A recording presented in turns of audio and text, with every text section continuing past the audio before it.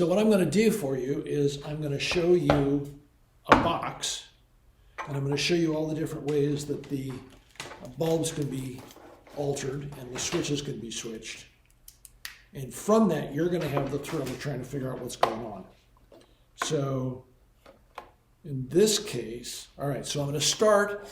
You can actually see without the filter that all three of these things are lit up equally.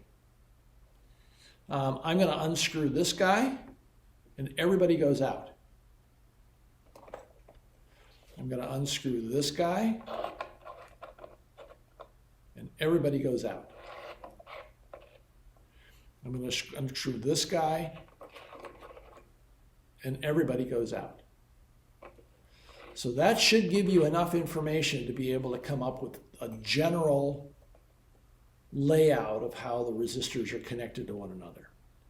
Now you have to mess with the switches.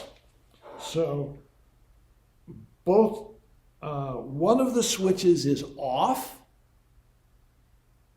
and the other switch is on. So you're going to have to think about this a little bit.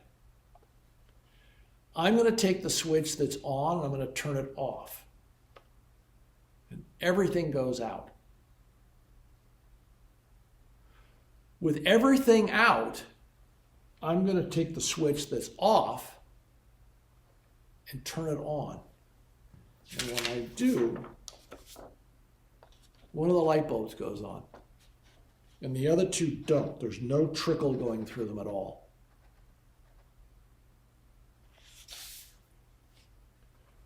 So I'm going to go back. I now have one off. If I turn it on, everybody goes on. If I turn it off, everybody goes off. But in that situation, one of the switches, the other switch, is itself off. If I turn it on, one of the bulbs goes on.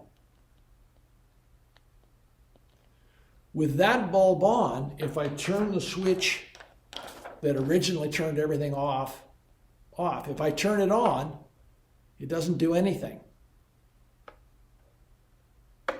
It does nothing.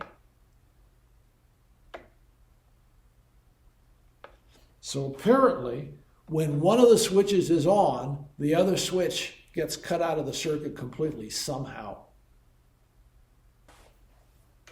Think about it. Start by figuring out what the general pattern is, how the light bulbs are related to one another, and then start messing around with what you know about the switches.